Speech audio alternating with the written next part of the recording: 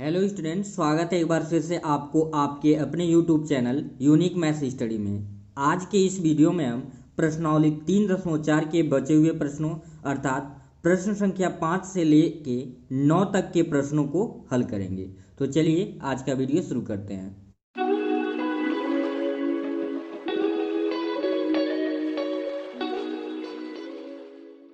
यहाँ निम्नलिखित प्रत्येक समीकरणों का व्यापक हल ज्ञात करना है, यानी 5 से लेके 9 तक के प्रश्नों में आपको सिर्फ व्यापक हल निकालना है। तो पांचवा प्रश्न है cos 4x is equal to cos 2x।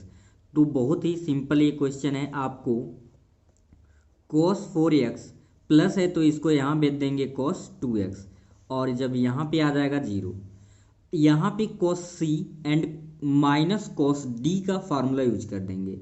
तो हम जानते हैं कि cos c minus cos d होता है 2 sine c plus D by two. क्या होता है? 2 sine c plus D by two into sine c minus D by two. तो ये होगा 4x, और यहाँ पे आपका क्या होगा? Minus 2x by to. याद रखें कि जब बीच में माइनस आ जाए तो सी डी फार्मूला क्या होता है? 2 sine c plus D by two into sine c minus D by two. यहाँ पे c की जगह पे 4x है और d की जगह पे 2x है, और राइट हैंड साइड में आपका जीरो है। दिस इम्प्लाइड 2 साइन 4 और 2 हो जाएगा 6x by two into sign, यहाँ पे ध्यान देंगे क्या होगा? 4 में से 2 को सब्ट्रैक्ट करेंगे तो क्या आ जाएगा? यहाँ पे होगा 2x by two is equal to 0। तो 2 से 2 कट जाएगा और 2 से 6 काटेंगे तो 3 आ जाएगा। बचेगा आपका 2 साइन 3x और यहाँ पे sine x is equal to 0। अब क्या करना है आपको? एक बार 2 साइन 3x को 0 के इक्वल करेंगे और फिर साइन x को 0 के इक्वल करेंगे। ठीक है, लिखेंगे यदि यहाँ पे ध्यान देना है 2 sign 3x is equal to 0, तो यहाँ पे sign 3x is equal to 0, क्योंकि 2 को जब 0 के नीचे बेचेंगे तो 0/2 मतलब 0। तो यहाँ पे हम जानते हैं sign 3x is equal to, अगर इसे 0 के टर्म में लिखें तो एक इसकी वैल्यू होती है, ये वैल्यू होता है आपका साइन में 0 का। किसका होता है? 0 का। तो sine theta equal to sine alpha है, तो थीटा का व्यापक हल तो लिखेंगे अतः व्यापक हल। क्या लिख देंगे आप? व्यापक हल लिखेंगे यहाँ पे। व्यापक हल क्या आपका होगा? व्यापक हल होगा 3x is equal to N pi and plus minus 1 to the power 1, और यहाँ पे होता है अल्फा फार्मूले में, तो अल्फा की जगह पे आपका क्या है? यहाँ पे 0 है, यानी ये हो जाएगा 3x is equal to N pi. इसका मतलब हुआ x की जो वैल्यू आ गया, पहला जो सॉल्यूशन निकल के आया एन पाई बाई 3, ये पहला सॉल्यूशन। एक सॉल्यूशन और इसका आएगा, यहाँ साइड में देखेंगे। फिर यहाँ पे देखेंगे यदि sine x is equal to 0, तो साइन में 0 अगर देखें तो किसकी वैल्यू होती है? साइन 0 का। तो यहाँ से आपका व्यापक हल निकल के आ जाएगा। व्यापक हल लगभग 5 से लेके 9 तक के सभी प्रश्नों में 2 हल आपके निकलेंगे। तो x is equal to N pi and plus minus 1 to the power N alpha. Alpha की जगह पे यहाँ पे क्या है? 0। तो ये हो जाएगा x is equal to N pi. तो ये इसके दो सॉल्यूशन आ गया, पहला एन पाई बाई 3 और दूसरा क्या आ गया? एन पाई। क्वेश्चन नंबर 6 है cos 3x plus cos x minus cos 2x is equal to 0। इस क्वेश्चन में भी आपको सी डी फार्मूला यूज करना है, तो बहुत ही इंपॉर्टेंट है सी डी फार्मूला। फार्मूला तो आपको सारा याद ही होना चाहिए। तो देखिए इन दोनों टर्म पे हम सी डी फार्मूला यूज करेंगे, बाकी cos 2x को ऐसे ही छोड़ देंगे। तो cos c plus cos d, तो फार्मूला आपका होता है 2 cos c प्लस डी। तो c की value 3x and plus x by two and cos, जब बीच में प्लस है तो दोनों cos में ही, cos का फार्मूला c प्लस डी में दोनों cos होता है। अगर बीच में माइनस है तो दोनों किस में आता है? साइन में। तो cos ये हो जाएगा c माइनस डी, यानी कि 3x माइनस एक्स और बाई में 2, और माइनस आपका यहाँ पे cos 2x is equal to 0। अब इसको सॉल्व जब करेंगे 2 cos 3 और 1 क्या हो जाएगा? 4x by two into cos 3x में से x को घटाएंगे तो 2x बाई टू, और माइनस का cos 2x is equal to क्या आ गया? 0। यहाँ पे आपका बचा 2 से 4 को काट सकते हैं, 2 से 2, यानी बचेगा 2 cos 2x into cos x minus का cos 2x is equal to 0। अब देखिए यहाँ पे cos 2x और cos 2x दोनों में है, यानी कि हम कॉमन कर लेंगे cos 2x। तो जब cos 2x कॉमन करेंगे बचेगा 2 cos x, यहाँ पे पूरा टर्म डिवाइड हो जाएगा, एक मात्र में बचेगा यहाँ पे 0। अब फिर वही एक बार cos 2x को 0 के बराबर लेंगे, एक बार टू cos x माइनस 1 को 0 के बराबर। तो यहाँ पे लिखेंगे यदि, क्या लिखेंगे, यदि cos 2x is equal to हम क्या लेते हैं 0, तो हम जानते हैं कि cos 2x is equal to cos में 90 अंश का मान क्या होता है, कॉस में 90 अंश का मान होता है 0, यानी कि 90 को हम क्या लिख सकते हैं π/2। तो लिखेंगे अतः व्यापक हल, क्या लिख देंगे, व्यापक हल। तो यहाँ पे देखिए cos theta equal to cos alpha होता है, तो 2n प्लस माइनस क्या होता है अल्फा। तो यहाँ पे थीटा की जगह पे 2x है और अल्फा की जगह पे π/2 है। तो ये लिखेंगे 2x is equal to 2n pi and plus minus क्या होता है अल्फा, प्लस माइनस क्या होता है अल्फा। तो अल्फा की वैल्यू यहाँ पे क्या है आपका π/2। तो यहाँ पे थोड़ा सा ध्यान देना ये है कि दोनों में आप देखिए तो पाई यहाँ भी है, पाई यहाँ भी है, दोनों में पाई कॉमन है। तो जब पाई कॉमन कर लेंगे तो ये हो जाएगा 2n एंड प्लस माइनस यहाँ पे आपका क्या बचेगा, प्लस माइनस में बच जाएगा 1/2।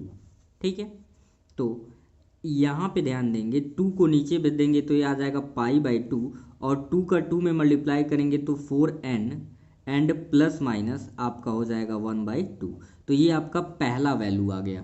और फिर ये 2 cos x माइनस 1 को क्या करेंगे, इसको भी क्या 0 के इक्वल लिखेंगे। फिर लिखेंगे यदि सेम वही process 2 cos x minus 1 is equal to 0, तो इसको भी जब 0 के इक्वल करेंगे तो ये आपका ये हो जाएगा 2 cos x is equal to होगा, माइनस है तो +1, यानी कि cos x की वैल्यू यहाँ से निकल के आ जाएगा 1/2। अब बताइए cos में किसकी वैल्यू होता है 1/2, तो cos में होता है 60 अंश का। तो इसे आप लिखते हैं π/3, यानी कि π/3 का मतलब 60 अंश।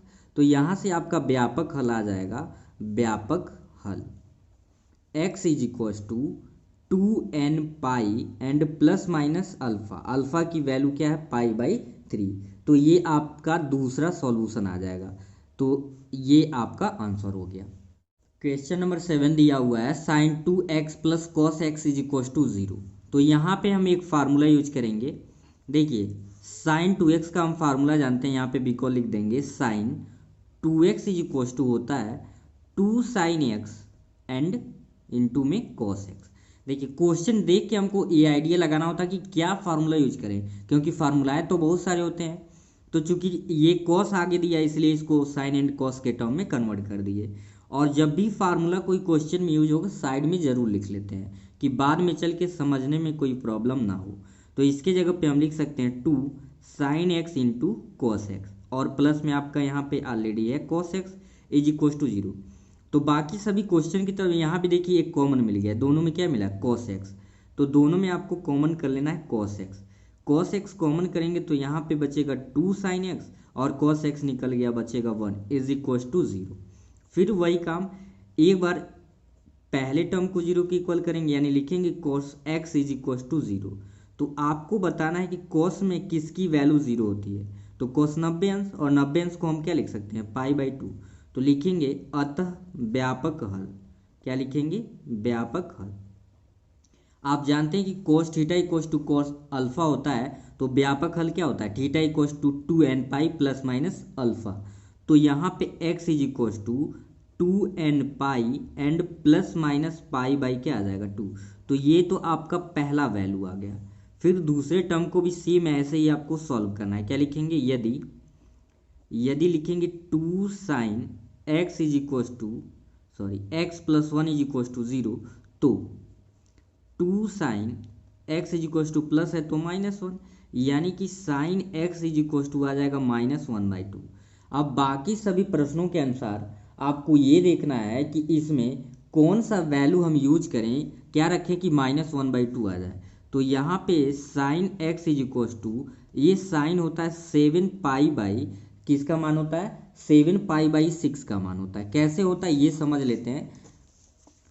क्योंकि हम जानते हैं कि साइन में हमको क्या लाना 1/2, तो हम पाई जानते हैं 6, मतलब 30 अंश का मान 1/2 होता है। तो इसे हम लिख लें साइन पाई प्लस पाई/6, तो इसकी वैल्यू होगा माइनस साइन पाई/6, और ये आ जाएगा आपका -1/2। तो इसी को ब्रेक किए हैं तो ये आया है ना, तो 6 1 जा 6 1 7, यानी कि 7 पाई/6 की वैल्यू क्या आ गया -1/2। तो ये निकालने का क्या होता है मेथड होता है। तो यहाँ से क्या लिख लेंगे, जब sine theta equal to sine alpha आ गया तो लिखेंगे व्यापक हल। व्यापक हल आपका हो जाएगा x इज इक्वल टू, ये होता है n pi plus -1n alpha. तो अल्फा की वैल्यू क्या है 7 पाई/6। तो ये आपके दो सॉल्यूशन इस क्वेश्चन के आ जाएंगे। क्वेश्चन नंबर 8 है sec square 2x is equal to 1 - tan 2x। तो यहाँ पे करना क्या है, देखिए राइट हैंड साइड में tan 2x दिया है और ये सेक स्क्वायर x यानी 2x के टर्म में है। तो यहाँ पे फार्मूला हम इजीली यूज कर लेंगे, sec square theta is equal to 1 plus tan square theta. तो यहाँ पे जब रखेंगे तो ये ध्यान रखेंगे 1 प्लस tan स्क्वायर थीटा, तो स्क्वायर थीटा तो ठीक है, यहाँ पे थीटा की वैल्यू क्या पुट करना है 2x is equal to 1 minus है tan 2x। तो ये 1 1 सेम है, कट गया, बचा क्या आपका tan स्क्वायर 2x, और माइनस को ट्रांसफर करेंगे तो बचेगा tan 2x is equal to क्या आ गया 0। अब यहाँ पे दोनों में आप कॉमन कर लीजिए tan 2x, तो यहाँ पे आपका बचेगा tan 2x और प्लस का 1 इज इक्वल टू 0।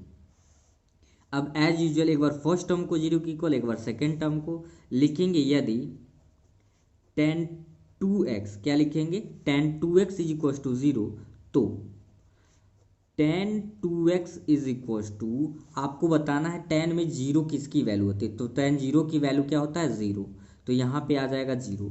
तो लिखेंगे अतः व्यापक हल, क्या लिख देंगे व्यापक हल। फार्मूला यहाँ पे याद करिए, tan theta equal to tan alpha का फार्मूला क्या होता है व्यापक हल, थीटा इक्वल टू होता है n पाई प्लस अल्फा। तो यहाँ पे थीटा के जगह पे 2x is equal to n pi plus alpha, alpha की वैल्यू 0 है, यानी कि x is equal to n pi और 2 को ट्रांसफर कर देंगे 2, तो पहला ये आ गया। फिर इसी प्रकार से हम लिखेंगे यदि tan 2x और प्लस 1 इज इक्वल टू 0, तो tan 2x is equal to plus है तो क्या आ जाएगा -1। It means tan 2x is equal to, आपको बताना है कि tan में किसकी ऐसी वैल्यू है जो -1 होगा। तो कैसे निकालेंगे, हम जानते हैं पहले बेसिक वैल्यू इसका क्या होता है, tan हम जानते हैं कि tan 45 अंश यानी पाई/4 की वैल्यू क्या होता है 1। तो tan जो होता है सेकेंड और फोर्थ क्वाड्रेंट में माइनस होता है, तो अगर ऐसे लिखें tan पाई माइनस पाई/4, तो ये आएगा -tan पाई/4 और इसकी वैल्यू क्या आ जाएगी -1, यानी इसी को तो सॉल्व किए। तो 4 1 जा 4, 4 में से 1 को सब्ट्रैक्ट करेंगे 3, यानी कि tan में 3 पाई/4 की वैल्यू क्या आएगा आपका -1 आएगा। तो क्या लिखेंगे यहाँ पे आपको लिखना है tan 3 पाई/4, तो लिखेंगे व्यापक हल। इसका व्यापक हल आपका आ जाएगा, थीटा के जगह पे 2x है, 2x is equal to n pi plus में आपका क्या होता है अल्फा, अल्फा की जगह पे 3 पाई क्या है 4 है। अब यहाँ पे 2 से मल्टीप्लाई कर दीजिए, तो x is equal to n pi हो जाएगा 2 एंड प्लस 3 पाई हो जाएगा 8। ये आपका क्या आ जाएगा सेकेंड वैल्यू आ जाएगा। क्वेश्चन नंबर 9 और इस एक्सरसाइज का last question, sine x plus sine 3x plus sine 5x is equal to 0।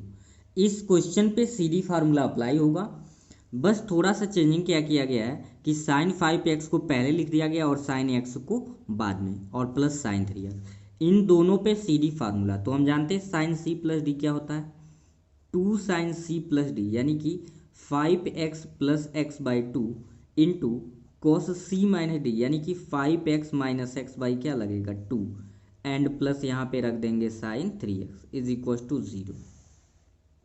अगले स्टेप में ये हो जाएगा साइन 5 और हो जाएगा 6, 5 वन क्या हो जाएगा 6, तो ये हो जाएगा साइन 3x इंटू कॉस, यहाँ ध्यान देंगे 5 में से 1 तो 4x, तो ये बचेगा आपका 2x प्लस का साइन 3x।